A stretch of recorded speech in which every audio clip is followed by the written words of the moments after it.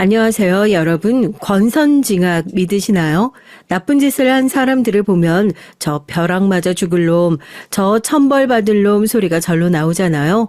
또 한편으론 저놈이 저렇게 나쁜 짓을 했는데 천벌을 받아 마땅한데 멀쩡히 잘 살고 있는 모습을 보면 열불이 터지기도 하고요. 제가 딱 그랬거든요.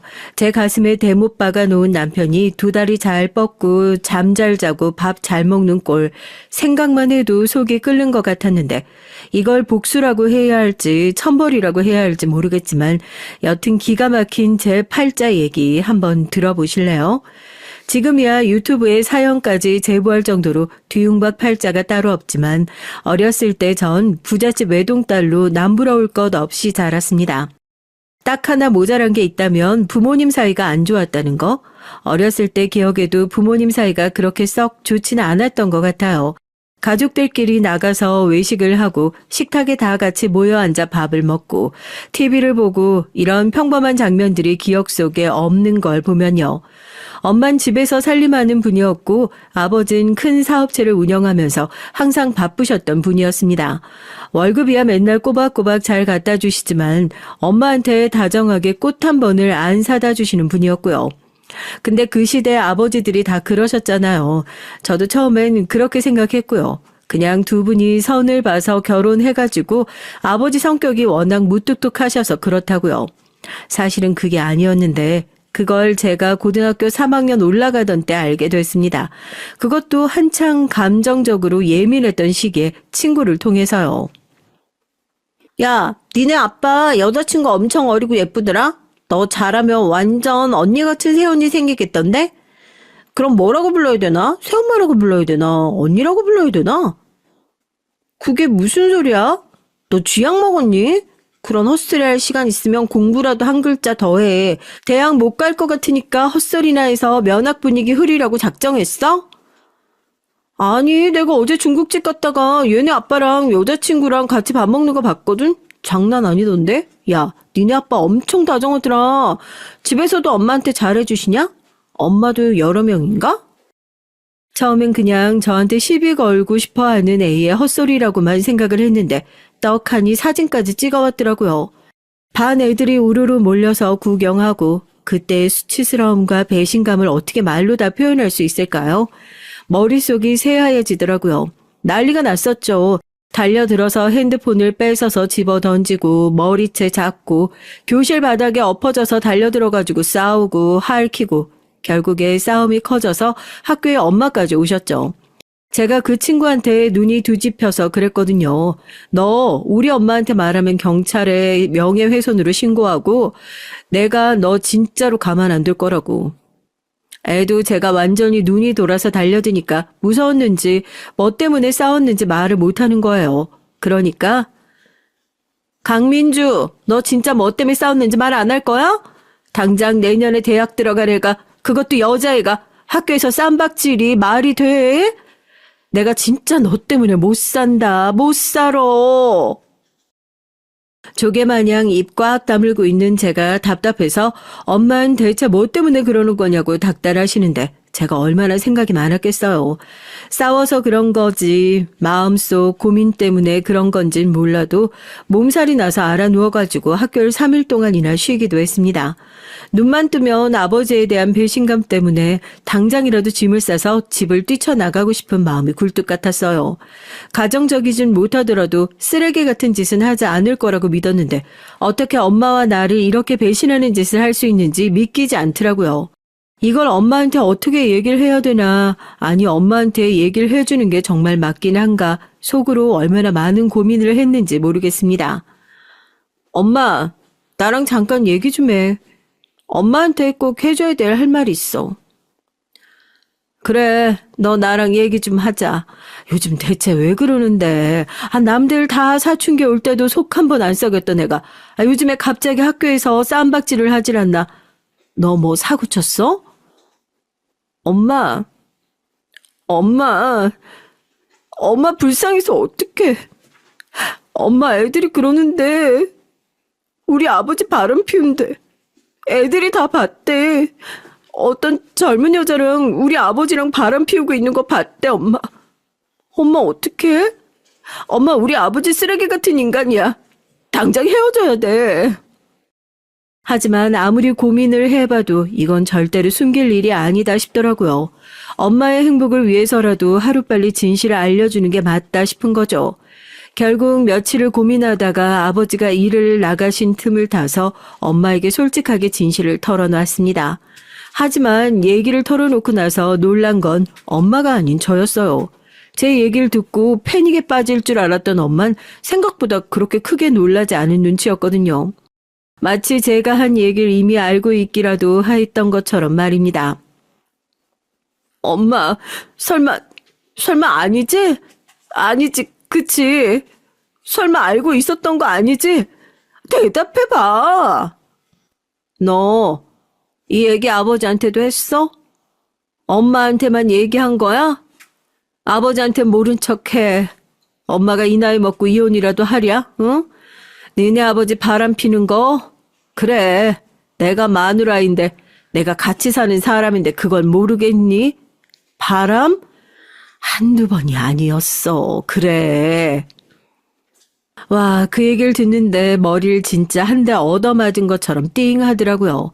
엄마는 이미 아버지의 지독한 여성 편력을 다 알고 있었던 겁니다. 눈물이 쏙 들어가더라고요. 엄마랑 언성을 높이면서 싸웠습니다. 대체 엄마가 뭐가 모자라서, 뭐가 아쉬워서 아버지가 바람 피우는 걸 두 눈 시퍼렇게 뜨고 보면서도 다 봐주고 참고 살고 있느냐. 엄마가 등신이냐. 엄마가 이따위로 살고 있으니까 아빠가 바람을 피우는 거 아니냐 하면서 엄마한테 절대 하면 안 되는 모진 소리들도 아무렇지 않게 했어요. 딸이라는 이유로 엄마에게 참 비수를 많이 꽂았었습니다. 제가 정말 참기 힘들었던 건요. 엄마가 아버지를 참고 사는 그 모든 이유가 저 때문이라는 사실이었던 것 같아요. 민주야, 엄마가 지금 당장 아버지랑 갈라서서 너랑 둘이서 어떻게 살 수 있겠어. 엄마 그냥 버티는 거야, 응? 너 내년이면 대학 들어가. 대학 4년? 그거 금방이다. 여자애들은 졸업도 금방 하잖아.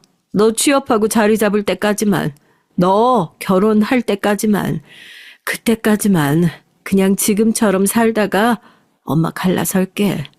너 결혼할 때 엄마 혼주석에 덩그러니 혼자 앉아서 너 애비 없는 소리 듣는 거 엄마 그걸 못 보겠어서 그래.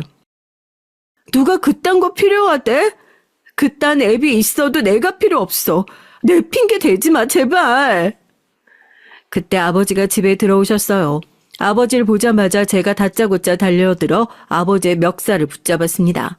엄마가 깜짝 놀라셔서 저를 뜯어 말렸고요. 제가 아버지한테 소리를 지르면서 저희 엄마 좀 놔달라고, 당장 이혼하라고 그랬죠. 와, 사람이 나쁜 짓을 하면 낯짝이 두꺼워지기라도 하는 건지 하나밖에 없는 딸한테 멱살 잡혀서 그렇게 큰 소리를 듣는데도 눈 하나 깜짝 안 하고 그러더라고요. 어른들 일이라고, 때 되면 알아서 이혼할 거라고요. 그날부터 제가 식음을 전폐하고 방문을 걸어 잠궜어요. 엄마랑 아버지랑 이혼하고 오면 이 문 열겠다고요. 그 전까진 학교고 뭐고 밥도 안 먹고 그냥 이대로 살다 죽어버릴 거라고요. 처음에 며칠 저러다 말겠지 싶었던 엄마도 제가 정말 고집불통으로 꼼짝도 안 하니까 너 이러다 진짜 죽으면 어떡할 거냐 문 두드리고 우시더니 결국에 밖에서 아버지랑 합의를 보셨나 봐요. 문 좀 열어보라고, 이혼한다고. 그렇게 두 분을 제가 결국 갈라서게 만들었습니다.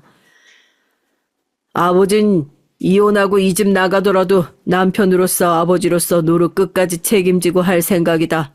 그러니까 언제든지 필요한 거 있으면 주저하지 말고 연락해. 책임감 없이 행동한 거 평생 너한테 속지 않은 마음으로 살 테니. 당신한테도 민주한테도 미안하다, 내가. 속죄요? 누구 마음대로 속죄를 해요? 당신이, 엄마도 나도 당신 평생 용서할 생각 없어요. 그러니까 속죄도 하지 마세요. 속죄하시면서 속 편하게 지내실 생각 꿈도 꾸지 마시라고요. 사람이 염치가 있어야죠. 엄마가 평생 얼마나 희생하면서 살았는데 어떻게 우리를 그딴 식으로 끔찍하게 배신할 생각을 해요? 우리 인생에 다시 나타날 생각하지 마세요. 꺼져요. 당신이 다 미안하다며 면목이 없다면서 고개를 숙이고 사과하는 아버지에게 미친 사람처럼 소리를 지르고 침을 뱉으며 쫓아냈습니다. 이미 아버지의 외도를 알게 된 순간부터 제 인생에서 아버지란 단어는 지워버린 지 오래였어요.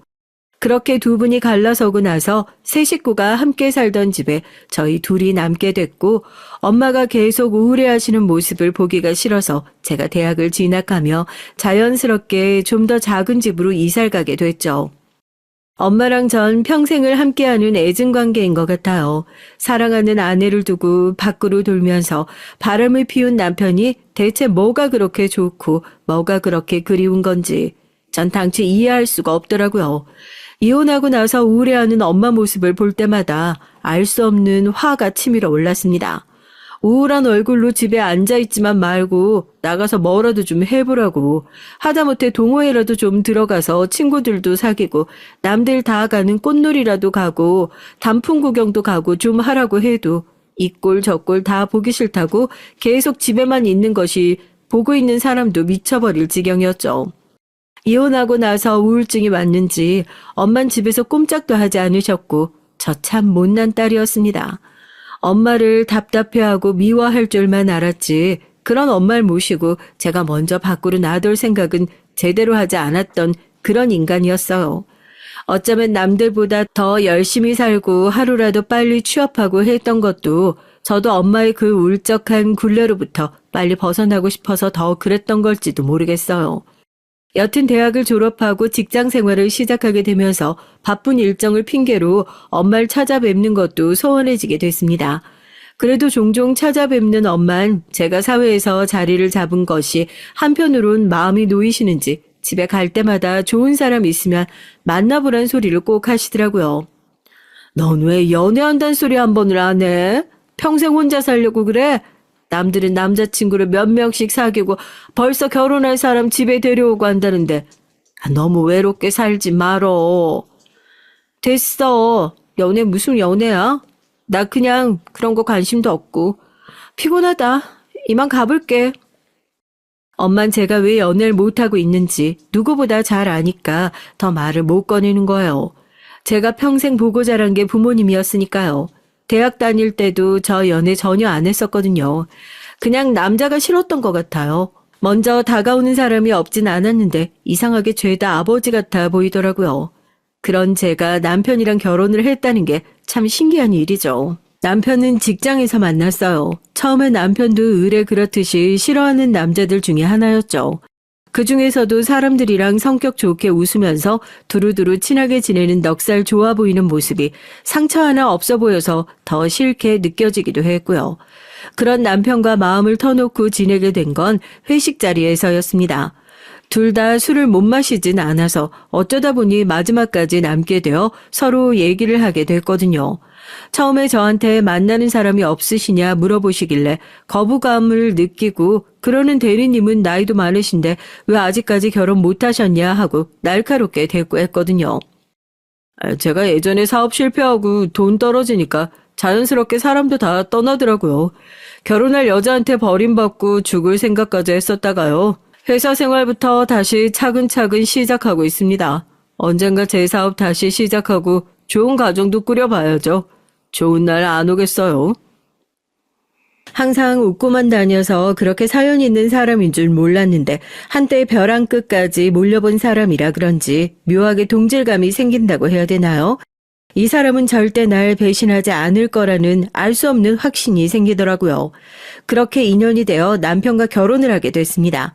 결혼 과정에서도 남편한테 알게 모르게 의지를 많이 받았었고 그때마다 사람 잘 골랐구나 했어요. 그래도 너 결혼하는 거 아버지한테 말씀드려야 하지 않겠어?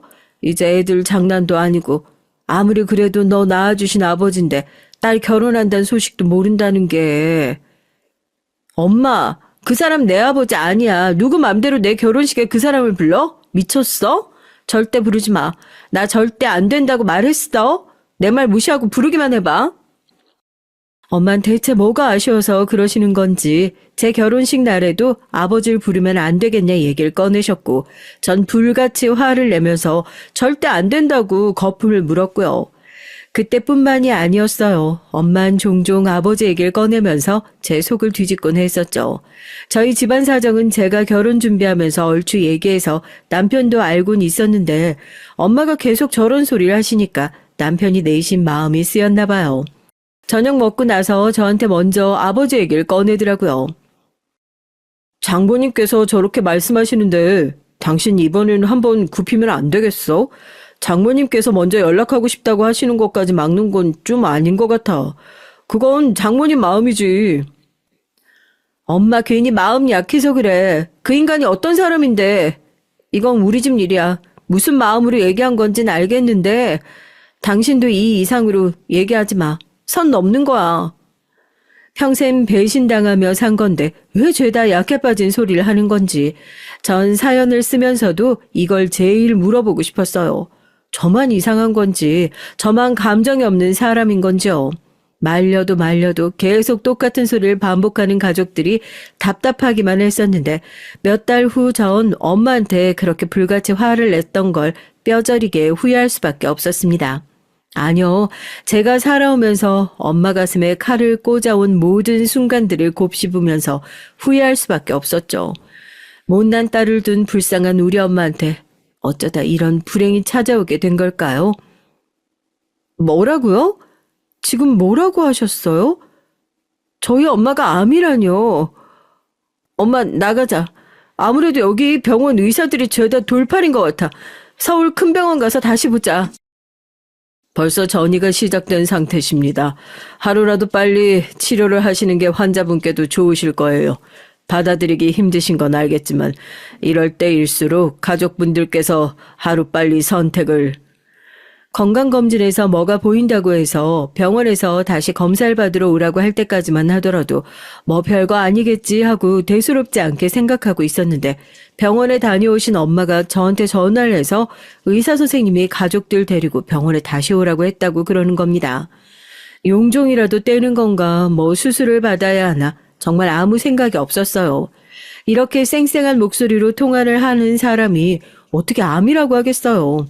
병원에서 의사 선생님 붙들고 아니라고 해달라고 그럴 리가 없다고 엉엉 울었습니다. 우리 엄마 암이면 내가 미안해서 어떻게 사냐고요. 정작 그 큰 소식을 들은 엄만 눈시울만 붉어질 뿐 덤덤하시더라고요. 언젠가 고장이 날 거라고 예상이라도 했다는 사람처럼 말이에요. 그 모습에 딸 억장은 더더욱 무너질 뿐이었습니다. 남편의 품에 안겨서 엉엉 울고 있는데 남편이 저한테 그러는 거예요. 여보, 장모님 하고 싶은 대로 해드리자 하고요. 장인 어른께 연락드리자. 장모님 몸도 저러신데 연락드리는 게 맞는 것 같아. 보고 싶어라 하시는데 그게 도리지 않겠어? 장인 어른 잘 사신다며. 좋은 병원으로 옮겨주셔도 몇 번을 더 옮겨주시겠지. 도움 받을 수 있는 건 도움 받고 우리 그렇게 하자. 내 말 좀 들어줘. 평소였다면 입에 거품 물고 안 된다고 반대를 했을 텐데 상황이 이렇다 보니까 저도 고민이 되더라고요. 엄마가 저렇게까지 원하는데 내가 뭐라고 어깃장을 놓나 싶기도 하고요. 저나 남편이나 회사원 월급 뻔한데 자존심 상하긴 해도 아버지한테 도움받는 것이 엄마한텐 더 나은 길일 수도 있겠다 싶기도 하고 결국 남편 뜻에 따라 아버지에게 연락을 드리게 됐어요.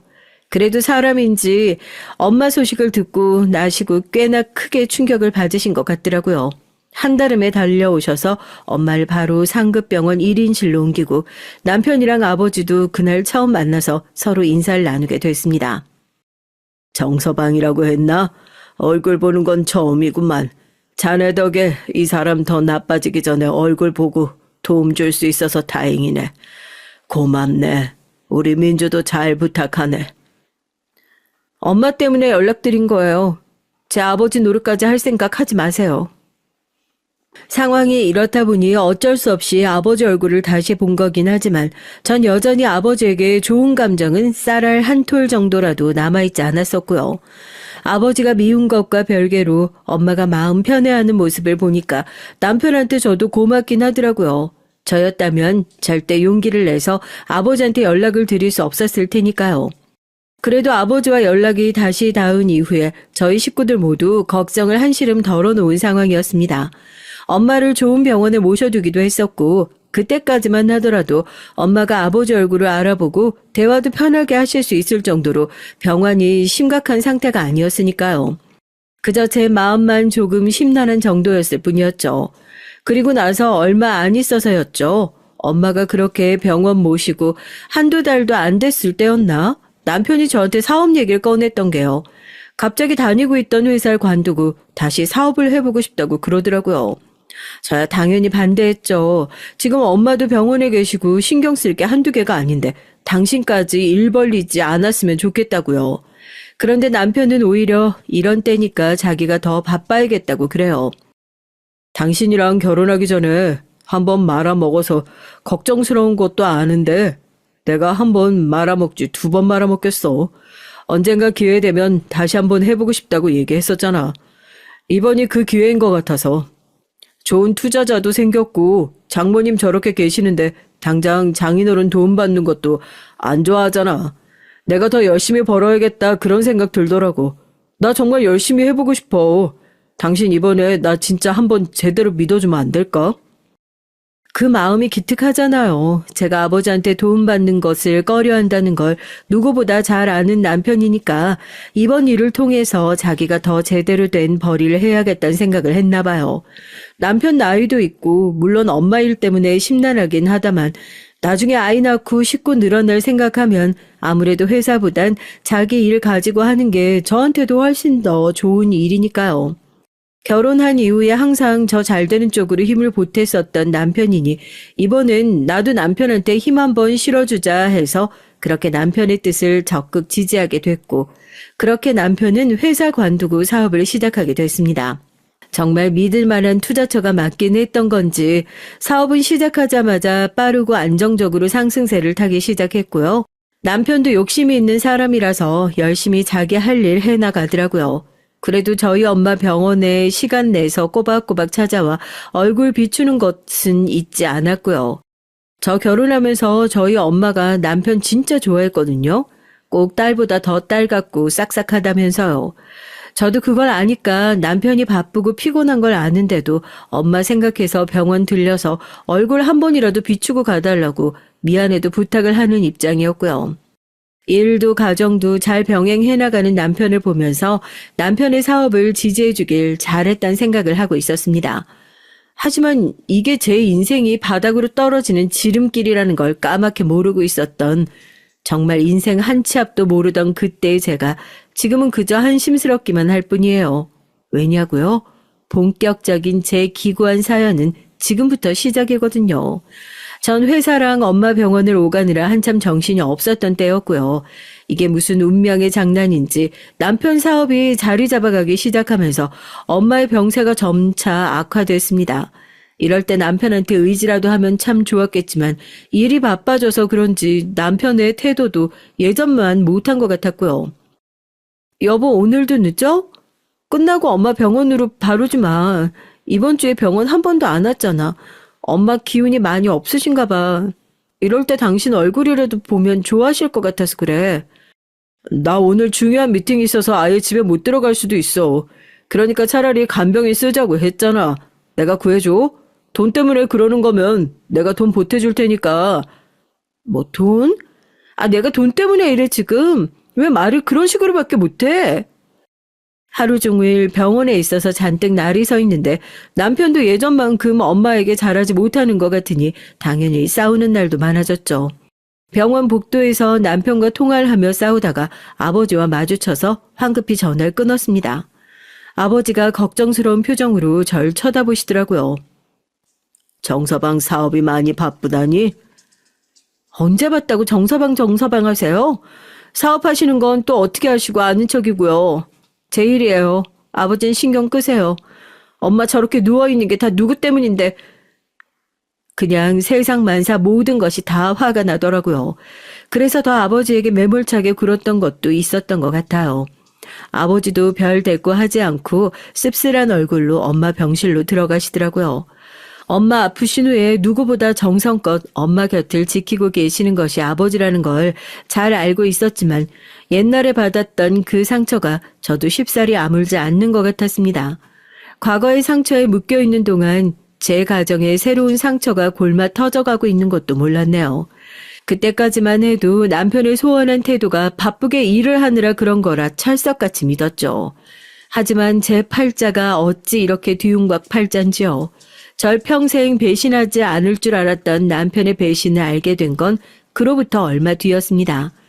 그날도 남편은 바깥일 때문에 집에 들어오지 못한다 통보가 아닌 통보를 날렸고 전 이왕 이렇게 된 거 집에 들러 옷이나 챙겨 엄마 병실에서 하룻밤 자고 오자 싶어 차를 몰고 집으로 돌아갔어요. 저 사람 차가 이 시간에 왜 여기? 분명히 일 때문에 못 온다고 했는데? 아파트 주차장엔 일 때문에 돌아오지 못한다고 했던 남편의 차가 떡하니 주차되어 있는 게 아니겠어요? 남편도 나처럼 집에 두고 온 게 있어 잠깐 들린 건가 싶어 시동을 끄고 내리려고 하는데 남편의 차가 이상하게 흔들리기 시작하더라고요. 제 심장도 따라서 미친 듯이 요동치기 시작하는 것 같았습니다. 손가락 마디가 새하얘질 때까지 핸들을 꽉 붙잡고 차 안에서 가만히 그 장면을 지켜보고 있었어요.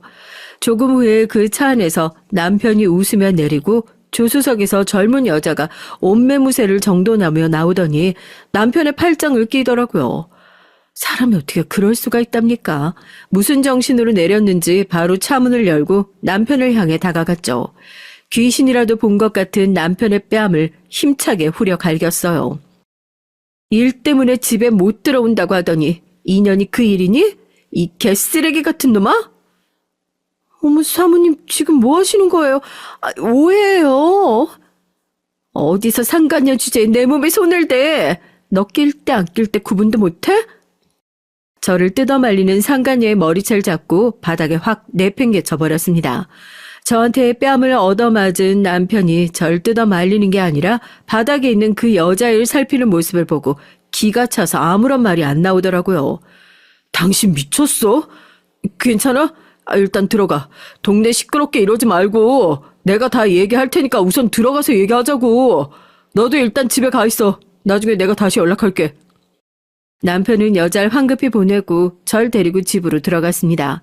바람을 핀 놈이 어떻게 저렇게 뻔뻔할 수 있는지 주차장에서 뭐 다 해명할 것처럼 그렇게 당당했던 놈이 집에 오자마자 바로 제 앞에 무릎 꿇고 한단 소리가 가관이더라고요. 실수라고요. 용서해달랍니다. 듣지도 않고 남편의 뺨을 다시 한번 후려갈기면서 제가 먼저 말했어요. 이혼하자고요. 우리가 어떻게 지금 이혼을 해? 남자들 다 한 번씩은 실수해. 난 가정 지키고 싶어서 최선을 다했다고. 어머님이 지금 아프신데 이혼한다고 하면 충격받아서 쓰러지셔. 당신 정말 그 꼴 볼 수 있어? 어디 감히 그 더러운 주둥이에 우리 엄마를 입에 올려? 네가 정말 우리 엄마 생각하는 사람 새끼였으면 우리 엄마 핑계 삼아 사업한다고 싸돌아다니면서 여자 끼고 노는 그딴 짓 하지 말았어야지. 네 말대로 우리 엄마가 널 어떻게 생각했는데 네가 나랑 엄마 배신할 수가 있어? 우리 아버지 어떻게 이혼했는지 뻔히 알면서 네가 사람 새끼야? 네가 사람 새끼냐고. 핸드백을 양손으로 꼭 쥐고 무릎을 꿇고 앉아있는 남편의 머리통을 거의 오열을 하면서 두들겨 패했습니다. 정말 억울해 미칠 것 같더라고요. 제가 전생에 대체 무슨 죄를 졌길래 아버지도 모자라서 남편까지 다른 여자랑 붙어먹는 꼴을 지켜봐야 하는 건지. 내가 대체 무슨 잘못을 했길래요. 입으로는 잘못했다, 미안하다 하는데 이놈이 진심으로 반성을 하는 건지도 모르겠고 속이 뒤집어지는 건 오롯이 제 몫인 것 같았습니다. 손이 발이 되도록 빌더라고요. 자기 한 번만 용서해달라고요. 하지만 전 누구보다 잘 알고 있었죠. 이게 실수가 아니라는 것을요. 분명 몇 번이고 붙어먹었을 거고 그중에 딱 한 번 운이 나쁘게 저한테 걸렸던 거죠. 절대 용서받을 수 없는 일이라는 걸 알지만 그 와중에 엄마 얼굴이 머릿속에 스쳐 지나갔습니다. 사실 저 그날 병원에서 엄마 시한부 판정 받은 날이었거든요. 길어야 3개월이라고요. 엄마 시한부 판정 받은 날에 남편의 외도 사실까지 알게 됐으니 제 심정이 어땠겠습니까? 저놈의 반협박이라는 것을 아주 잘 알고 있었지만 제 마음도 그랬어요. 길어봤자 3개월밖에 남지 않은 엄마 인생 충격받게 하고 싶지가 않더라고요. 그래, 딱 엄마 임종 때까지만, 그때까지만 참자. 너 용서하는 거 아니야. 그냥 이혼 유예야. 네 말대로 우리 엄마가 너한테 얼마나 잘했니? 우리 엄마 세상 떠나고 나면 그땐 뒤도 안 돌아보고 이 집에서 나가. 나도 구질구질하게 너 붙잡고 싶은 생각 없으니까. 딱 엄마 돌아가실 때까지만, 그때까지만 좋은 사위 연기라도 해. 알겠어? 그 뒤론 상간녀랑 나가서 살림을 차리든 뭐 하든 신경 안 쓸 테니까. 제발 그때까지만 사람 새끼처럼 살아. 안 그러면 내가 귀신이 돼서라도 네 인생 망칠 작정으로 쫓아다닐 테니까. 남편도 최소한의 양심이 남아있는 건지 알겠다고 하더라고요. 그날 저녁 잠도 자지 못하고 베개를 물고 가슴에 시퍼렇게 멍이 들 때까지 가슴을 치면서 울었습니다. 아버지와 이혼을 하지 못하고 망설이던 엄마의 심정이 이제야 이해가 되더라고요. 이런 마음으로 버텼구나 하고요. 그날부터 정말 하루하루가 지옥 같았습니다. 집에선 남편이랑 말 한마디를 섞지 않았어요. 그래도 눈치를 보긴 보는 건지 그날 이후 집에도 일찍 들어오고 병원도 자주 오긴 하더라고요. 아마 제가 그 사이에 뭔가 사고를 치면 상간녀 소송부터 해서 지금 하고 있는 사업을 작사를 내주겠다고 제대로 협박을 한 게 무섭긴 무서웠던 모양이에요. 병원에도 얼굴 내비추면서 그동안 제대로 못했던 사위 노릇도 연기로나마 하기 시작했고요. 엄마 상태는 그 와중에 매일같이 안 좋아지기 시작하면서 전 직장에 휴직계까지 내고 엄마 옆에 붙어 병간호를 시작했습니다. 그래. 얼마 안 남았다니까. 네가 걔 성격 몰라서 그래. 나중에 알았다가 완전 제대로 뒤집어 엎을 기세야. 길지도 않잖아. 조금만 버티면 되는데. 왜 자꾸 이렇게 보채. 아니야. 화낸 거 아니야. 내가 나중에 전화할게. 알지. 무슨 날인지. 그래. 하지만 개벌은 난 못 준다고요. 조금만 버티면 되는데 그 조금을 못 버티는 남편. 얼마나 대단한 세계의 사랑이라도 하는 건지 새벽에 몰래 일어나서 상간녀랑 통화하는 거 저 다 알고 있었습니다. 엄마가 얼마 안 남으셨으니까 그때까지만 참자 하면서 마음에 참을 인자를 송곳으로 새겨가면서 참고 있었을 뿐이었죠. 제 눈치 슬슬 봐가면서 일 때문에 나갔다 와야 될 것 같단 핑계 댈 때도 다 좋으니 제발 우리 엄마 앞에서 사람들이만 해라 하고 이를 꽉 물고 얘기했죠. 저희 엄마 아파서 눈도 제대로 못 뜨시는 와중에 본인 때문에 딸이 그렇게 참고 살고 있다는 걸 아시기라도 했던 걸까요? 다음날 병원에 갔는데 의사가 절 따로 부르더라고요. 이런 상황에서 의사가 보호자 따로 부르는 이유는 뻔하잖아요. 이제 정말 마음의 준비를 하셔야 될 것 같습니다. 어머님 당장 오늘 밤이 고비실 것 같아요. 가족들 있으시면 다 불러주세요. 사람이 마지막까지 살아있는 감각이 청각입니다. 지금 눈도 못 뜨신다고 해도 다 듣고 계신다 생각하고 하실 말씀 있으시면 다 하세요. 마음이 무너졌죠. 저 정말 엄마한테 아직 못해준 것들이 너무나도 많았거든요. 엄마한테 잘한 날보다 못한 날들이 더 많아서 그래서 너무 미안한데 아직 엄마를 떠나보낼 준비가 안 됐는데 이렇게 갑작스럽게 엄마를 떠나보낸다는 게 실감이 안 나고 믿기지가 않는 거예요. 머릿속으로 몇 번이나 상상을 하고 연습을 했었던 장면이지만 막상 현실로 닥치니까 뭘 어떻게 해야 할지 감당이 안 되는 슬픔이더라고요. 이럴 때 의지할 수 있는 가족이라도 있으면 참 좋았을 텐데 내가 평생을 미워했던 아버지, 그리고 나한테 상처를 주고 살아가고 있는 남편, 누구 하나 마음 편히 기댈 수 있는 식구가 없다는 것이 그게 사무치게 슬펐습니다. 그래도 엄마 마지막 가는 길 제대로 배웅은 해야겠다 싶어서 아버지에게도 이 소식을 전해드리고 남편한테도 최대한 눈물을 참고 덤덤하게 전화를 걸었어요. 신호음이 한참 가고 나서야 왜 하고 퉁명스럽게 전화를 받더군요. 엄마, 오늘이 고비래. 병원에서 이제 준비하라고 하더라고. 일 정리하고 바로 와. 그래. 나 지금 못 가. 1시간 후면 비행기 타. 제주도 출장 있어. 뭐? 너 미쳤니? 지금 이 상황에서 그년이랑 여행을 가? 아, 내가 언제 여행 간댔어. 당신 그거 의료증인가 뭔가 그거야. 방금 출장이라고 말하는 거 못 들었어? 아, 그리고 어차피 돌아가시고 나면 갈라서기로 한 마당에, 아, 뭔 상관이야. 어차피 사람은 다 죽어. 아, 이제 귀찮게 좀 하지 마. 어제 새벽 남편이 상간이와 통화하는 걸 뻔히 들었는데도 끝까지 뻔뻔하게 거짓말하는 모습, 사람으로서 마지막 예의도 믿음도 저버리더군요. 남편은 그 말을 끝으로 전화를 끊어버렸습니다. 환자의 청각은 마지막까지 살아있단 의사 선생님의 말씀이 생각나서 무너지는 마음을 끝까지 붙잡고 병원에 도착한 아버지와 함께 엄마의 임종을 지켰어요. 죄송스럽고 비참한 심정이었지만 엄마가 떠나는 길 끝까지 불편하게 하지 않으려 전 엄마의 귓가에 거짓말을 속삭였죠. 엄마, 정서방 일 바빠서 못 온대. 너무 미안하대. 엄마, 내가 다 미안해. 내가 다 너무너무 미안해. 다음 생에 우리 엄마로 태어나지 말고 착하고 예쁜 딸 엄마로 태어나서 행복하게 효도 받으면서 그렇게 살아? 엄마, 내가 너무 많이 미안했어. 그래도 엄마 너무너무 사랑해. 진짜 미안한데, 진짜 너무 미안한데 그래도 다음에 한 번만 우리 엄마로 다시 태어나주면 안 될까? 엄마, 내가 진짜로 잘할게. 엄마, 내가 미안해. 너무 미안해. 친정 아버지도 옆에서 오열을 하셨어요. 엄마는 그렇게 그날 밤 저희 곁을 떠나셨습니다. 한참을 슬픔에 잠겨 계시던 아버지께선 그제서야 병원에 콧배기도 비추지 않던 제 남편의 행방을 물으셨죠.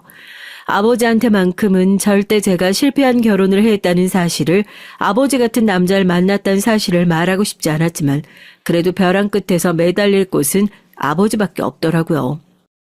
아버지, 그 사람 다른 여자랑 살림 차렸어요. 그 인간 아버지랑 같은 사람이었다고요. 나 엄마 잘못될까봐 말도 못하고. 내 인생 어쩌면 좋아?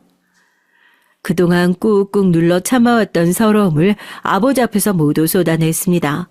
남편의 외도 그걸 숨길 수밖에 없었던 내 처지, 이혼과 괴로운 심정들, 아버진 넋이 나간 표정으로 모든 것을 듣고 계셨어요.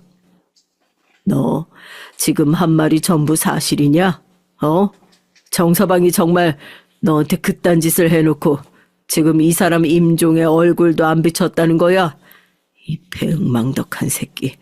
내가 그러라고 그놈한테. 아버지께서 그렇게 화를 내시는 걸 본 건 저도 처음이었어요. 뭐 어쩌면 당연한 일이었지만 남편은 엄마 장례식에 화 하나하나 덜렁 보내놓고 얼굴은 내비치지도 않았더라고요. 아버지께선 장례식장에 배달된 남편의 화환을 받자마자 그대로 들고 장례식장 앞에 있는 분리수거장에 집어 던진 후에 배달 직원들에게 배달 완료 사진을 찍어보내라 하셨습니다. 장례가 끝난 직후 이혼 절차까지 마무리되어 남편과 완전히 갈라서게 됐어요. 당연히 마음은 좋지 않았죠. 엄마가 세상을 떠났다는 슬픔 하나만으로도 견디기가 힘들어 죽을 것 같았는데 엄마의 임종조차 제대로 지키지 않았던 남편이란 놈이 어디선가 상간녀와 하하호호 행복하게 지내고 있을 거란 생각을 할 때마다 화병이 치밀어 올라서 자다가도 벌떡벌떡 깨곤 했어요. 상간녀 소송이며 이혼 소송이며 할 수 있는 것들이라면 뭐든 싸움을 걸어서 그 인간들 인생을 망치고 제 손으로 벌하고 싶은 마음이 굴뚝 같았지만 그러기엔 이미 제 마음이 너무나 병들어 있었죠. 받은 거 다 받고 헤어지기도 했고 더 이상 그 사람들 때문에 다치기엔 제가 너무 많이 약해져 있기도 했고요. 이러다가 엄마 따라서 나도 어떻게 잘못되겠다 싶을 정도였으니까요. 신이 있다면 이 나쁜 연놈들에게 천벌을 내리겠지. 그냥 그런 마음을 품고 위안 삼으면서 살고 있었습니다. 그런데 정말 제 기도가 통하기라도 했던 걸까요? 얼마 전 친구에게 정말 소름 끼치는 뜻밖의 소식을 듣게 됐어요. 민주야, 너 소식 들었어? 갈 거 아니지? 무슨 소식? 내가 가긴 어딜 가? 어머, 하긴 너한테까지 그 소식이 가는 것도 이상하지. 너한테 이런 얘기 하는 게 맞나 싶긴 한데 네 전 남편 말이야. 죽었대. 나도 부고 문자 받고 전화한 거야. 뭐? 그게 무슨 소리야? 그 사람이 갑자기 죽긴 왜 죽어? 제 결혼식에까지 왔던 친구거든요. 너 정말 모르고 있었던 거냐고.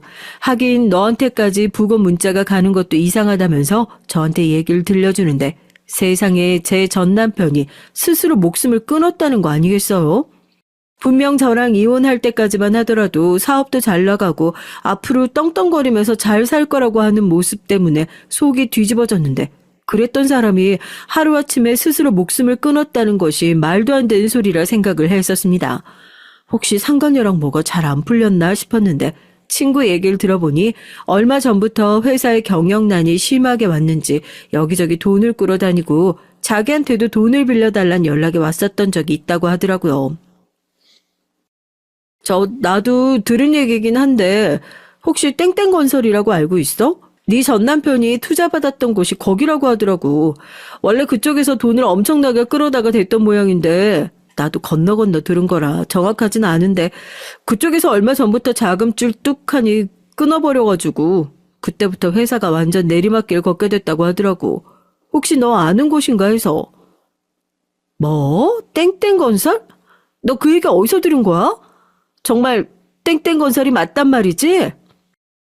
그리고 뒤이어 친구가 말해준 전 남편의 투자처를 듣고 나서 전 한 번 더 놀라 까무러칠 수밖에 없었어요. 친구가 말해준 회사의 이름은 바로 저희 아버지의 회사였거든요. 아무리 생각해도 이해가 잘 안 되는 것 같아 전 바로 아버지에게 지금 좀 만나뵐 수 있겠냐 전화를 했어요. 엄마 장례 치르고 난 이후에 제가 한 번도 먼저 연락을 드린 적이 없었기에 조금은 놀라는 눈치더라고요.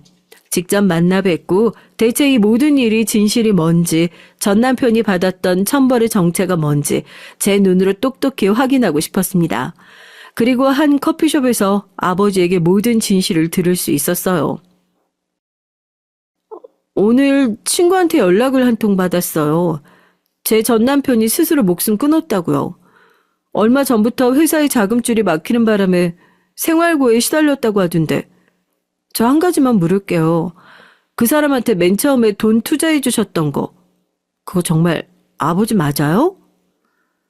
난 그놈한테 맨 처음에 투자를 했던 거야. 그리고 딱 하나만 부탁했다. 내가 그놈 뭘 믿고 투자를 했겠어. 난 네 애비이기 전에 사업가다. 비전이 있었던 놈도 아니었고 사업 수완이 있는 놈도 아니었어. 그놈이 먼저 나한테 연락해서 그러더구나. 내가 돈이 많다는 사실을 알고 자기가 사업을 하고 싶은데 자기한테 돈 좀 투자해 줄 수 있겠냐고. 그래서 내가 그랬지. 내가 네 놈 언제 봤다고 뭘 믿고 투자해 줄 수 있겠냐고. 그때 그놈이 나한테 아주 뻔뻔스럽게 자기가 내 딸을 평생 행복하게 해줄 수 있다고. 평생 책임지겠다고. 그 믿음과 신의를 보고 투자를 해달라고 그렇게 부탁을 하더구나. 난 다른 걸 다 떠나서 기본적으로 그런 약속을 지킬 수 있는 놈이면 뭐든지 다 할 수 있는 놈이라고 생각해서 투자해줬던 것뿐이야. 그리고 병원에서 네 얘기 듣고 나서 알았지. 그놈은 최소한 그 기본적인 것조차 할 수 없는 놈이라는 걸 말이야.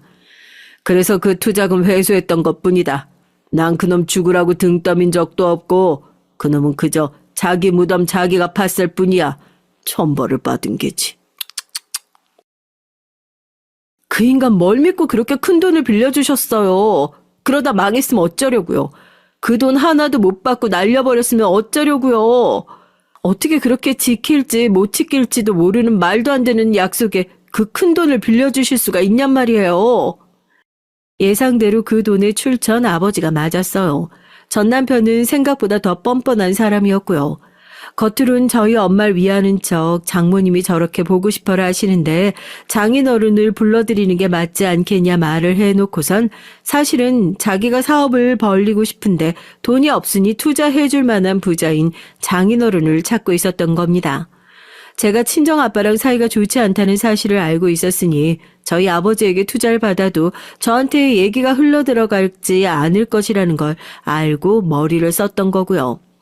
와중에 아버지에게 돈을 받아내기 위한 핑계로 제 이름을 이용하는 것조차 너무 뻔뻔스럽더군요.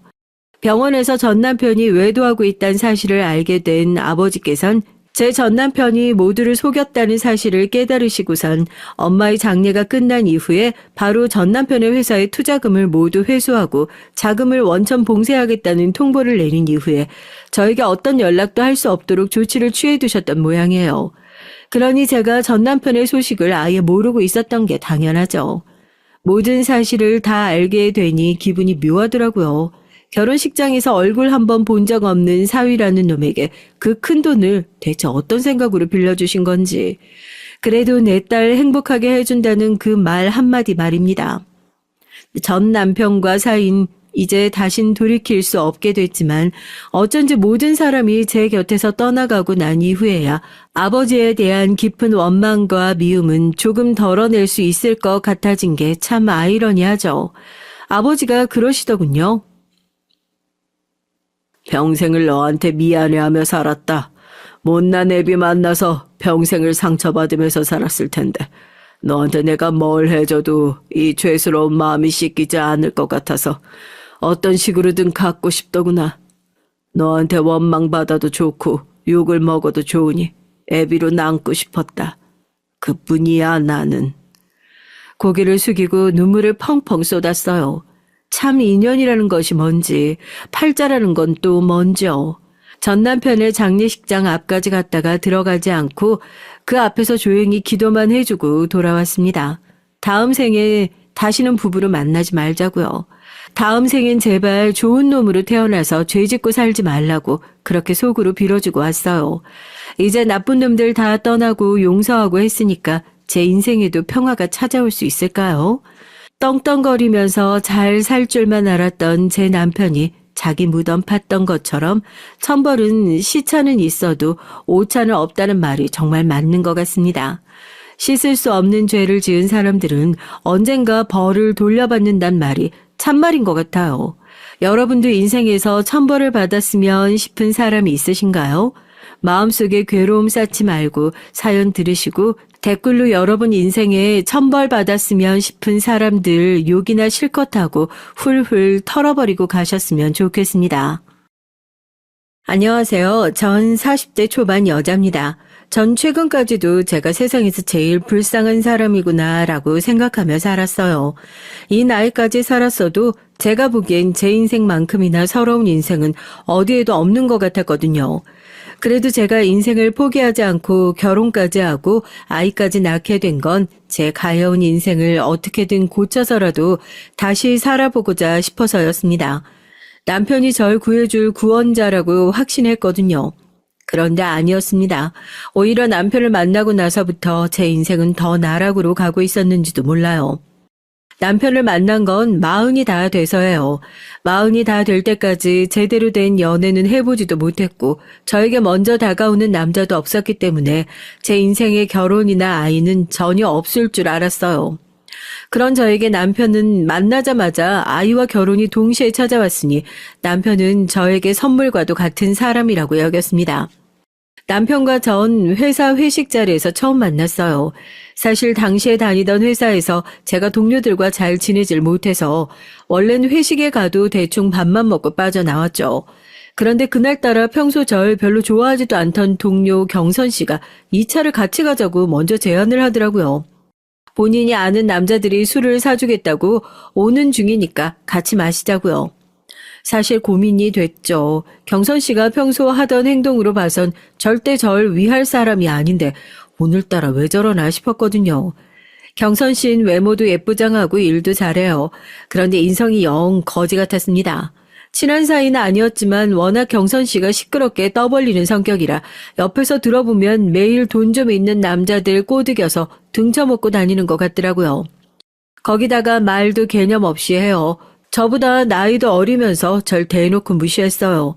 전 다른 회사에 있다가 함께 일하던 상사와 함께 이 회사로 들어오게 된 거예요. 그래서 기존에 있던 직원들보다 제가 더 경력이 많습니다. 그런데도 경선 씨는 자긴 서울의 4년제 대학을 나왔고 전 전문대도 다니다 졸업 못한 고졸인데 본인이랑 같은 업무를 하고 같은 직급이라는 것에 불만이 많았어요. 심지어 툭하면 저더러 낙하산 아니냐고까지 했습니다. 그날도 전 전혀 2차에 갈 생각이 없었는데 경선 씨가 하도 같이 가자고 졸라서 따라간 거예요. 처음엔 남자들 앞에서 제가 성격이 좋다는 둥, 귀엽게 생겼다는 둥, 괜히 추켜 세우더니 나중엔 결국 본색을 드러내더라고요. 잘 알지도 못하는 남자들 앞에서 어김없이 헛소리를 하더라고요. 서영 씨는 볼수록 운이 좋은 것 같아요. 우리 회사가 아무리 이름 없는 중소기업이라도 명색이 대기업 하청인데 고졸이 들어오긴 힘든 구조잖아요. 우리 중에 고졸은 서영 씨밖에 없기도 하고요.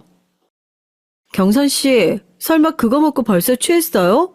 또 무슨 소리를 하고 싶어서 그러는 거예요? 회사도 아니고 밖에서까지 버릇없이 시비를 거는 게 짜증나서 전 인상을 팍 썼습니다. 그만하라는 식으로요. 그런데 그 여자는 아랑곳하지 않고 자기 하고 싶은 말을 떠들어댔어요. 서영 씨, 아버지 검사라면서요. 혹시 그 백으로 회사까지 들어온 거 아닌가 싶으니까 그렇죠. 내가 아버지 백으로 취직할 것 같았으면 더 좋은 회사를 가지 뭐하러 이런 작은 회사에 들어와요. 경선 씨는 우리 회사 너무 과대평가하는 거 아니에요?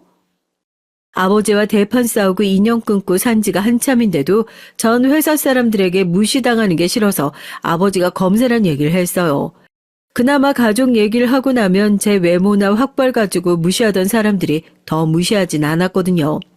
저도 평소에 하도 당하고 살다 보니 사람 괴롭히는 인간들 상대하는 데에도 도 같았습니다.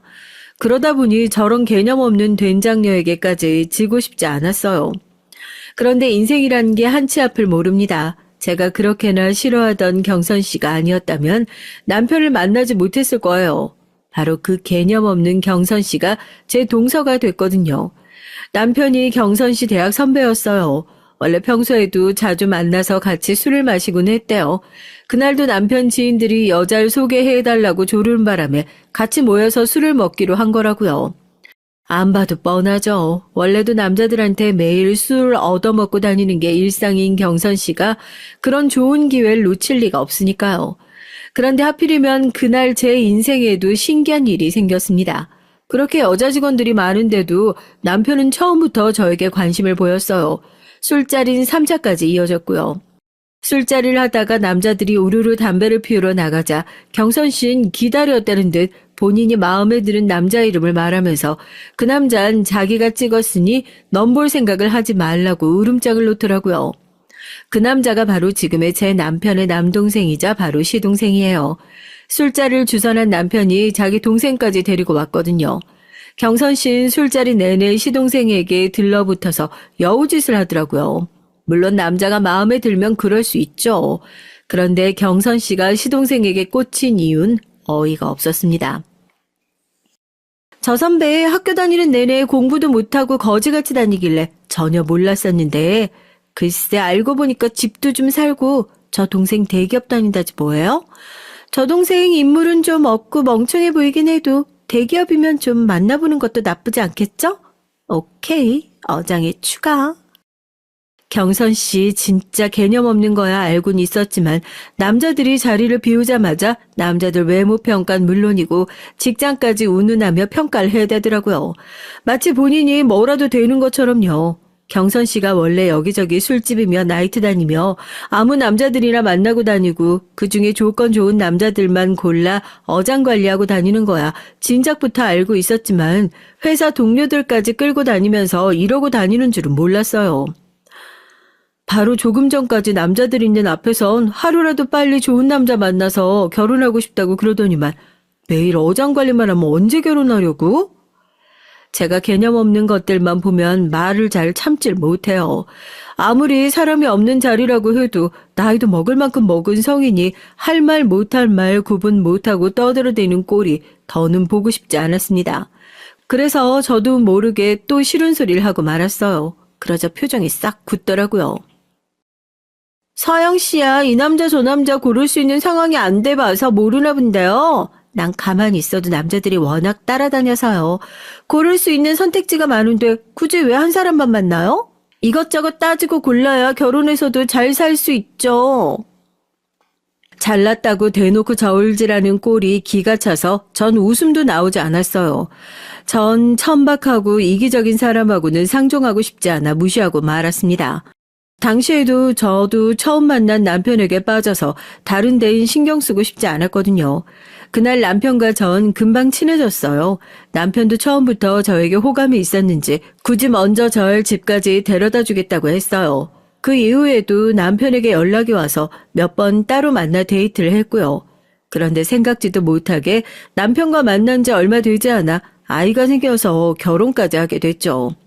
처음 아이가 생긴 사실을 알았을 때 저도 남편도 많이 당황했어요. 만난 지 3개월도 되지 않았을 때였으니까 당연한 일이었죠. 남편은 이왕 이렇게 된 거 부모님께 인사를 드리자고 했어요. 시부모님께 먼저 인사드렸는데 그래도 흔쾌히 결혼 허락을 받았고요. 둘 다 40이 다 된 나이에 생긴 아이다 보니까 이 나이에 자연 임신이 됐다는 게 축복이라고 오히려 좋아해 주셨죠. 금방 제 배도 나올 텐데 하루라도 빨리 부모님께 인사부터 드리고 상견례도 해서 결혼은 날짜부터 잡자고 하셨죠. 전 당시에 친정 부모님은 물론 형제들과도 연을 끊고 만나고 있지 않을 때라 남편과 시부모님께도 확답을 못했어요. 그러다가 고민 끝에 제가 먼저 친정 엄마에게 연락을 했습니다. 다행히 친정 어머니와 형제들은 제 임신 소식에 축하를 해줬어요. 덕분에 몇 년 만에 어머니와 형제들을 만나 얘기를 나누고 결혼 얘기도 했죠. 하지만 친정 아버지는 끝까지 절 만나주지 않았습니다. 결국 제 결혼식에도 오지 않으셨고요. 어머니 말씀이 제가 집을 나간 뒤 몇 년 동안 연락도 하지 않고 산 것에 대해 아버지께서 괘씸하게 생각하신답니다.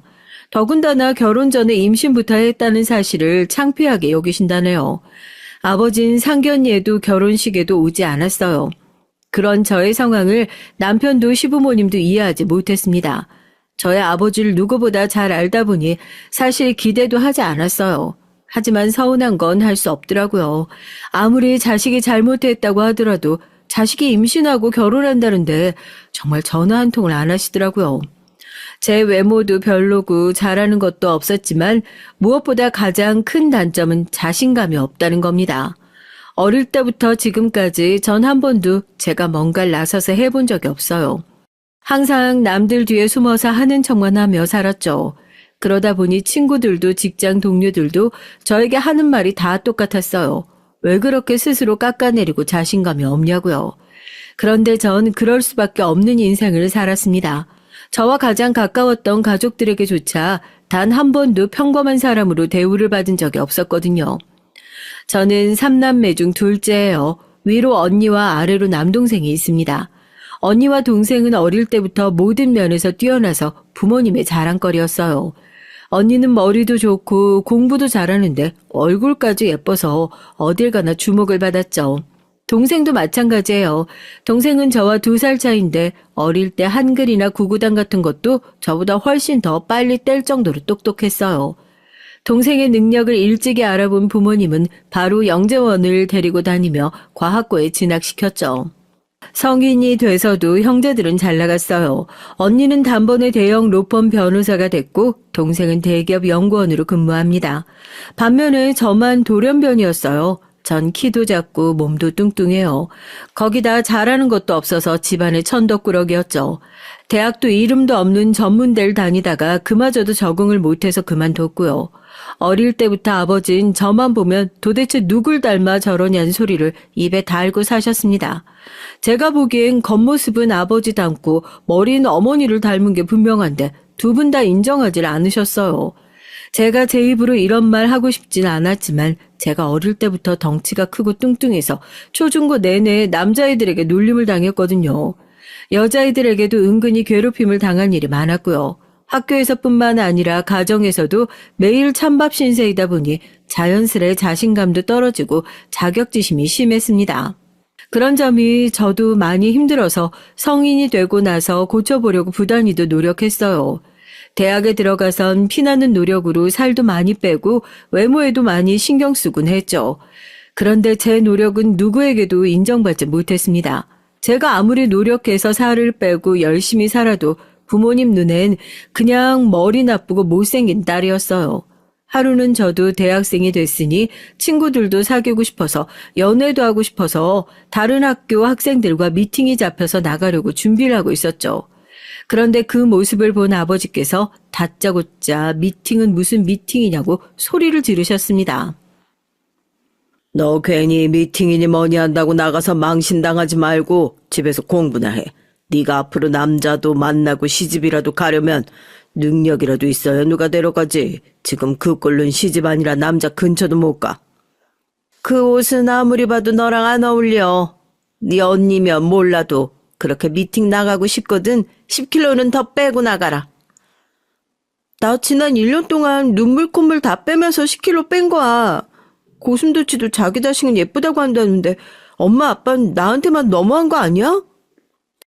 잘난 형제들 사이에서 비교적 제가 많이 부족하다는 거야 저도 잘 알았지만 부모님께서 언니나 동생을 대하는 거랑 절 대하는 게 너무나 차이가 나다 보니 전 언제부턴가 부모님과 대화하는 게 힘들었어요. 안 그래도 학교 생활도 항상 힘들었는데 집에서마저 기댈 곳이 없으니 절로 우울증이 생기더라고요. 부모님과 연을 끊고 살게 된 것도 우울증 때문이에요. 부모님의 차별과 저의 자격지심이 심해질수록 학교도 집도 너무 견디기 힘들어서 가까운 사람일수록 만나기 더 힘들더라고요. 아무도 저에게 뭐라고 하지 않는데도 사람들을 만날 때마다 절 보고 못생겼다, 뚱뚱하다, 게을러서 저렇게 뚱뚱한 거다, 저렇게 많이 먹으니까 뚱뚱한 거다라는 식으로 말하는 것처럼 들렸거든요. 특히나 남자 동기나 선배들과 함께 있는 자리에선 더 힘들었습니다. 다들 절 싫어하고 미워하는 것처럼 느껴졌거든요. 당시에 제가 정신적으로 많이 힘들어하고 있다는 걸 스스로 느끼면서도 우울증이나 정신건강의학과에 대한 인식이 좋지 않을 때다 보니 병원에 가서 치료를 받는 건 꿈도 못 꿨어요. 결국은 학교 생활을 하는 게 너무 힘들어져서 전 부모님께 대학을 그만두겠다고 했습니다. 조금만 쉬다가 취직을 해서 일을 하겠다고 했어요. 제 말에 부모님은 말도 안 되는 일이라고 노발대발 하셨죠. 거지 같은 학교라도 대학 졸업장이 있어야지 사랑부실하고 살 수 있는 거라면서 끝까지 반대하셨어요. 전 제 마음대로 학교에 휴학계를 제출했습니다. 사람을 만나는 것 자체가 너무 괴로운데 공부를 어떻게 할 수 있겠어요. 그런데 제 휴학 사실을 알게 된 부모님은 절 아무짝에도 소용없는 패배자 취급을 했습니다. 내가 그렇게 알아듣게 말을 했는데도 네가 멋대로 휴학을 해? 꼴랑 2년 전문대 다니는 것도 못하는 게 도대체 뭘 어떻게 살겠다는 거야? 평생 나한테 빌붙어서 살기라도 하겠다는 거냐? 아빠가 뭘 걱정하시는지 아는데 제가 지금 정말 많이 힘들어서 그래요. 아무래도 우울증 같은데 휴학하고 쉬면서 치료를 받아야 할 것 같아요. 제가 아무리 성인이라도 이제 갓 20살 넘었는데 뭘 알겠어요. 저도 부모님께 도움을 받고 싶어서 고민 끝에 조심스레 말씀드렸습니다. 그런데 제 말에 아버진 미간을 구겼어요. 뭐? 우울증?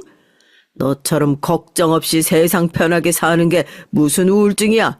아주 복에 겨운 소리를 하고 있네. 괜히 공부하기 싫다고 나약한 소리 말고 당장 내일 가서 휴학 안 한다고 다시 얘기하고 와. 안 그러면 이 집에서도 당장 쫓아낼 테니까. 그런 줄 알아. 지금은 네가 아직 어려서 아버지 말이 야박하게 들릴지 몰라도 결국은 아버지 말이 다 맞다. 더군다나 네 나이에 정신병원 다닌 기록이라도 남으면 앞으로 취직은 어떻게 하고 시집은 어떻게 가니? 부모님 말씀에 전 너무 서러워서 눈물이 왈칵 쏟아졌어요. 그리고 지난날 있었던 일들이 파노라마처럼 지나가면서 서러움이 몰려왔습니다. 아빠, 엄마, 나에 대해 뭘 안다고 그래? 나 초중고 내내 애들한테 매일 놀림당하고 따돌림 당했어. 그동안 내가 혼자서 얼마나 힘들었는 줄 알아요? 네가 따돌림 당한 게 우리 탓이라는 거냐 뭐냐? 그러게 진작에 살도 좀 빼고 공부도 하지 그랬어. 네 언니랑 동생 봐라. 예쁘고 뭐든 잘하니까 친구들이 알아서 따르고 학교 생활도 잘만 하잖아. 아이고, 도대체 누굴 닮아서 저렇게 한심한 소리만 해야 되는지. 그날 전 태어나서 처음으로 제가 부모님의 딸이라는 사실이 너무 싫었어요. 그리고 마음을 굳게 먹었죠. 무슨 짓을 해서든 이 집을 떠나겠다고요. 전 마음 먹은 대로 해냈습니다. 휴학하자마자 악착같이 일자리를 구했어요. 그리고 1년 동안 월급을 차곡차곡 모아 집을 나왔죠. 고작 보증금 2천만 원짜리 반지하 월세였지만 제가 스스로 해냈다는 것이 기뻤어요. 그리고 전 집을 나온 이후 서서히 부모님과 거리를 두기 시작했습니다. 그러곤 몇 년 뒤에 아예 인연을 끊어버렸고요. 물론 부모님이 보고 싶어 그리웠던 적도 있었죠. 하지만 절 위해서라면 그 편이 더 나을 거라고 여겼습니다. 집을 나와서 살면서 가장 먼저 한 건 정신의학과에 다니기 시작한 거예요. 아마 부모님과 살았다면 절대 못했을 일이었죠. 당시 제가 다녔던 직장은 유명하고 큰 회사는 아니었지만 가족 같은 분위기였어요. 저의 진짜 가족과는 전혀 다른 분위기였죠. 제가 우울증이 있다는 사실을 알고도 저를 위해 많이 배려해 줬습니다. 사장님께서 제가 살을 빼려고 다이어트를 한다는 사실을 아시곤 직원 복지로 헬스장 회원권까지 지원해 주셨어요. 집을 나오고도 학교를 그만둘 정도로 저에겐 많은 변화가 일어났습니다. 누구도 저를 무시하지 않았어요. 형제들과 차별하는 부모님도 없으니 전 자연스레 우울증도 좋아졌습니다. 나중엔 약을 끊을 정도로 많이 좋아졌죠.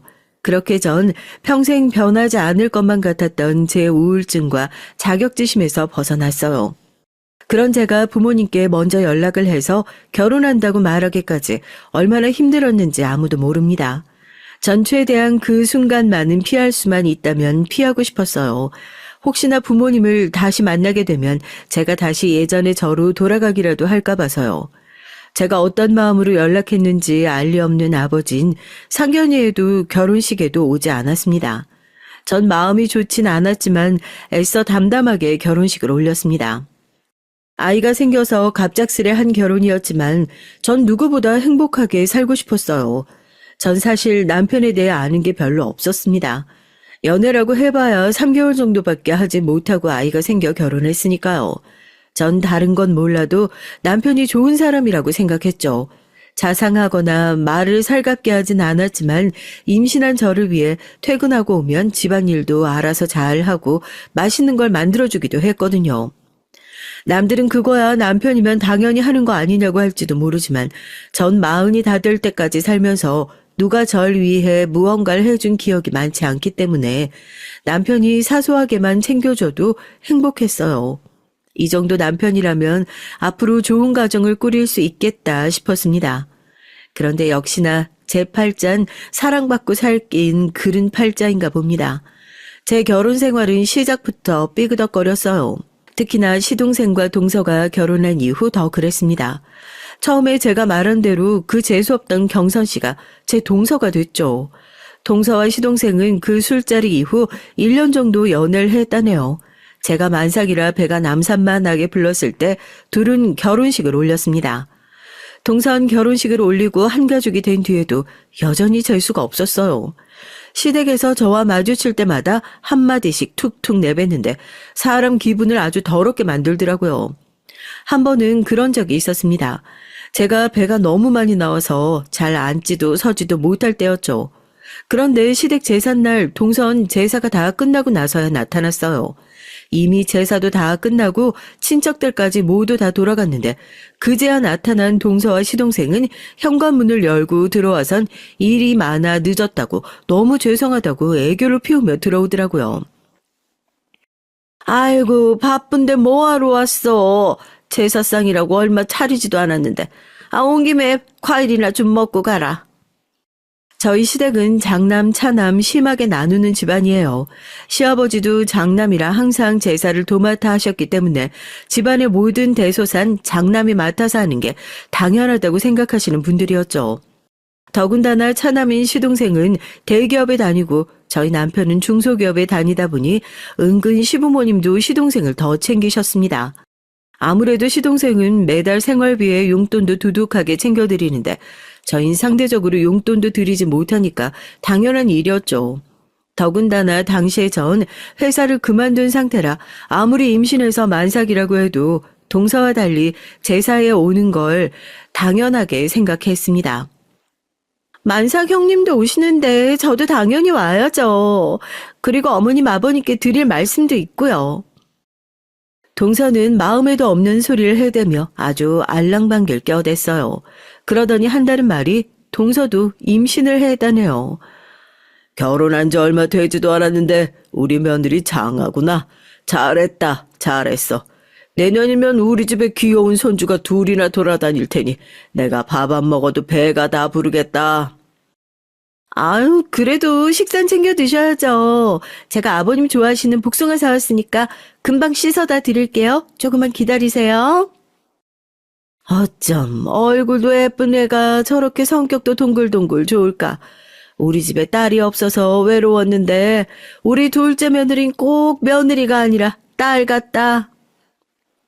시부모님과 동서가 얼마나 죽이 척척 맞는지 전 자꾸만 질투가 나고 괜히 심술도 나더라고요.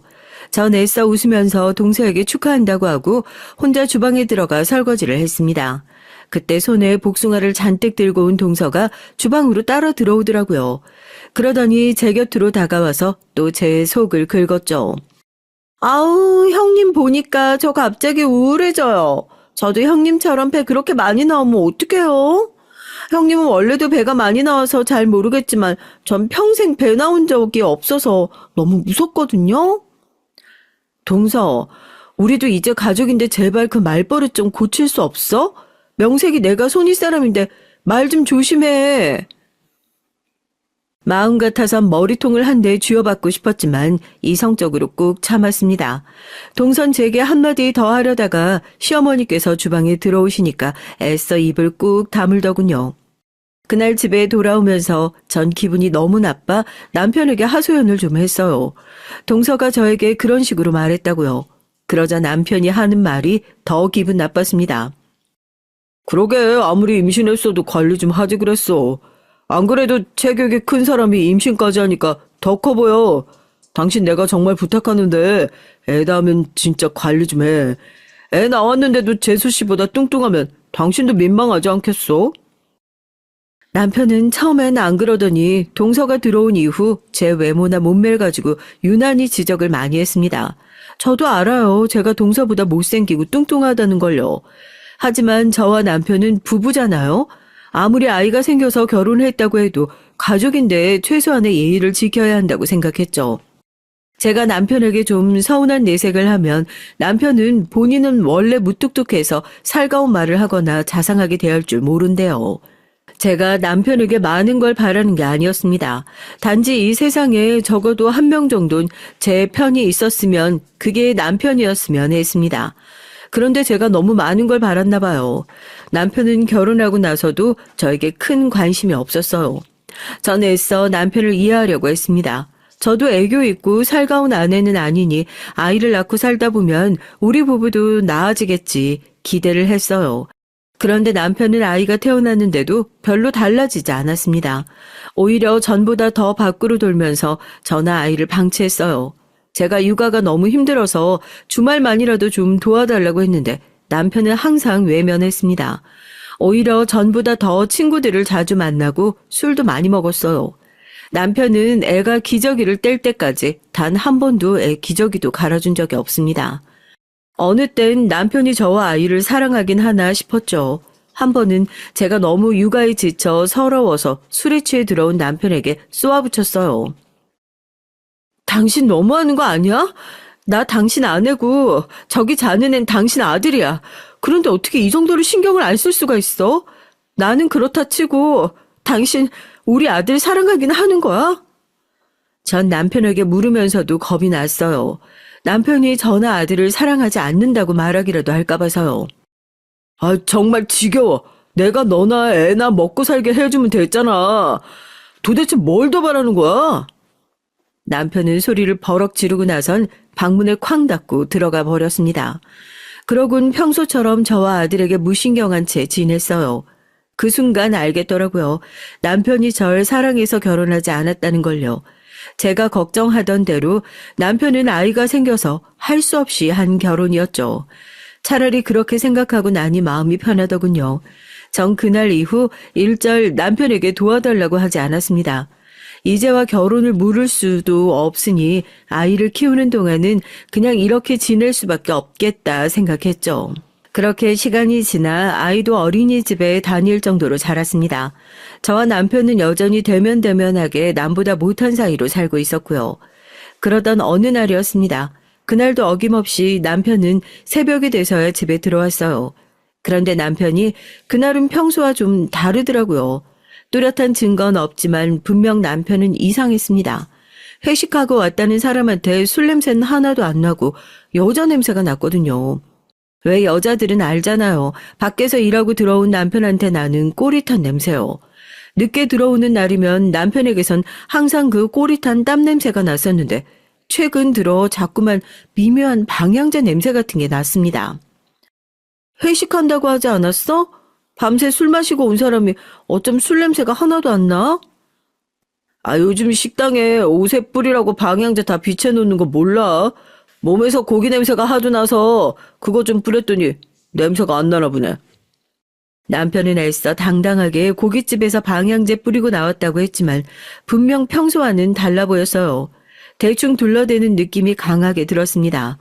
전 아무래도 이상해서 남편이 샤워하러 들어가자마자 남편 코트 주머니에서 핸드폰을 꺼냈죠.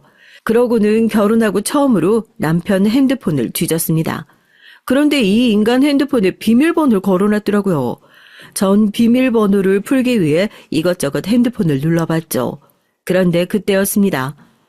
당신 지금 뭐 하는 거야? 남의 핸드폰을 왜 훔쳐봐? 당신 지금까지 나 씻으러 들어가면 매일 내 핸드폰 뒤지고 있었던 거야? 제가 이렇게 허술해요. 몰래 남편 핸드폰을 뒤지려다가 걸렸습니다. 몇 번 보다가 걸린 거면 억울하지도 않아요. 그날 처음 훔쳐보려고 한 건데 하필이면 바로 걸려서 저만 이상한 사람이 됐죠. 남편은 그날부터 절 의부증이라고 몰아갔습니다. 회식을 핑계로 집에 늦게 오거나 혼자 베란다에 나가서 오래 통화하고 들어와선 괜히 저에게 큰 소리를 쳤어요. 뭘 봐? 또 내 핸드폰이라도 훔쳐보려고? 당신 이 정도면 진짜 병이다, 병. 내가 숨 막혀서 당신이랑 살겠니? 제가 아무 말도 하지 않았는데 괜히 큰 소리를 치는 남편이 전 더 의심스러웠습니다. 분명 여자가 있는 게 분명한데 저렇게 뻔뻔하게 구니 저도 더는 가만히 있을 수가 없었죠. 결국 전 남편을 미행하기로 했어요. 그날은 토요일이었습니다. 남편이 회사 상사와 골프를 치러 가야 한다고 골프 가방을 챙기더군요. 전 아이 밥을 먹이는 척하며 남편에게서 눈을 떼지 않았습니다. 그리고 남편에게 오늘은 아이 친구네 가서 놀다 올 거라고 집에 없을 거라고 했죠. 그런데도 남편은 도대체 정신이 어디에 가 있는지 제 말에 대꾸도 안 하더라고요. 그러더니 아이에게 인사도 안 하고 골프 가방만 가지고 나가버렸어요. 정말 남편 하는 꼴을 보면 지금이라도 당장 헤어지고 싶었습니다. 저는 그렇다 치더라도 아이는 자기 핏줄이잖아요. 그런데도 애한테조차 관심이 없는 모습에 정이 뚝 떨어졌어요. 전 속상한 마음도 잠시 곧바로 아이를 동네 아는 엄마에게 맡기고 곧장 남편의 뒤를 밟았습니다. 이날을 위해 제가 렌터카까지 빌렸다니까요. 그런데 생각지도 못한 일이 벌어졌어요. 남편 차가 집을 빠져나와 익숙한 동네로 들어가더니 시동생네 아파트 단지로 들어가더라고요. 전 곧장 차를 돌려 아파트 출구 쪽으로 가서 남편 차가 나오기만을 기다렸죠. 전 혼자 별의별 생각을 다 했습니다. 도대체 남편이 주말에 시동생네 아파트에 왜 온 건가 싶어서요.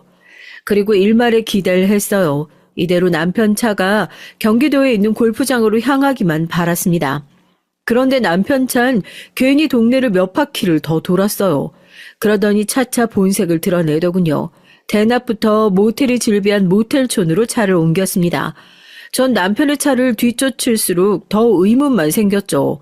집을 나와 들린 곳이라고는 시동생네밖에 없는데 뜬금없이 모텔이라니요. 그 순간 제 머리에 번뜩이는 생각이 들었습니다. 옳거니 상간녀년이 먼저 모텔에서 기다리는가 보다 싶었죠. 역시나 제 예상이 맞았어요. 남편은 모텔가 근처를 빙빙 돌더니만 결국은 모텔 주차장으로 들어갔죠. 제 입에서는 절로 쌍욕이 튀어나왔습니다. 전 애써 벌벌 떨리는 가슴을 부여잡으며 남편 차가 들어간 모텔 주차장으로 따라 들어갔어요. 그런데 잠시 뒤 전 충격적인 모습을 목격하고 말았습니다. 글쎄 남편 차 조수석에서 내린 건 다름 아닌 동서였어요. 저의 전 직장 동료이자 시동생의 아내인 동서 말이죠. 전 순간 이건 뭐가 잘못돼도 한참 잘못됐다 싶었는데 잠시 뒤 차에서 내린 동서가 촐랑거리며 남편에게 다가가 팔짱을 끼는 모습을 보니까 제 눈이 획 돌더라고요. 그 순간 전 곧바로 차에서 내려 두 연놈에게 달려들었습니다. 그러곤 곧장 동서 머리채부터 잡아챘어요. 이 연놈들이 미쳤나? 여기가 어디라고 둘이 팔짱을 끼고 들어와? 그 순간 전 눈에 뵈는 게 아무것도 없었습니다. 오로지 지금 내 눈앞에 보이는 이 연놈 죽일 생각밖에 없었어요. 자기야, 이 여자 지금 뭐 하는 거야? 빨리 떼어줘. 이 돼지같이 무식한 여편네야. 손 안 나? 뭐? 자기? 너 진짜 돌았니? 네 남편 어디다가 두고 남의 남편 데리고 모텔을 들어가? 전 동서 머리채를 잡은 손에 힘을 세게 주곤 마구 흔들어댔습니다. 그때였어요. 제 남편이자 제 아들의 아버지인 인간이 제가 동서 머리채를 흔드는 사이 세상에서 가장 찌질한 모습으로 도망을 치더니 차를 가지고 순식간에 도망쳐버렸습니다. 저와 동서년을 모텔 주차장에 그대로 둔 채 말이죠. 순간 전 물론이고 동서년까지 기가 차서 정신없이 모텔 주차장을 벗어나는 남편의 차 뒤에다 대고 소리를 질렀어요. 정말 지금 생각해도 너무 기가 차고 어이가 없어요. 세상에 병신도 저런 병신이 있나 싶어서요. 그제야 제 손에서 벗어난 동서년이 적반하장인지 제 어깨를 밀어내며 지금 뭐 하는 거냐고 오히려 되묻더라고요. 전 순간 당황해서 절로 웃음이 튀어나왔습니다. 그 상황이 너무 기가 차서요. 너야말로 내 남편이랑 여기 뭐하러 왔는데? 거짓말할 생각 말고 똑똑히 말해. 안 그러면 지금 당장 내일이 남편 부를 테니까. 남편이 모텔을 벗어난 지 좀 됐는데도 전 혼란스러운 마음이 좀처럼 나아지질 않았어요. 제 눈앞에 벌어진 이 상황을 어떻게 정리해야 할지 가늠조차 되지 않았죠. 그런데 그때였습니다. 갑자기 표정이 변한 동서가 말을 바꾸기 시작했어요. 어머 형님, 도대체 여기가 어딘데 절 데리고 오신 거예요? 도무지 여기가 어딘지 모르겠네. 동선 갑자기 저더러 형님이라고 부르더니 여길 왜 데리고 온 거냐 발연기를 해댔습니다. 저야말로 어이가 없어서 멍하니 동서 얼굴을 노려봤죠. 그러자 다시 순식간에 얼굴이 변한 동서가 제게 바싹 다가오더니 욕을 퍼붓기 시작했어요. 아이씨, 대충 넘어가려고 했더니 네가 뭘 잘났다고 꼬나봐. 너 지금 뭔가 단단히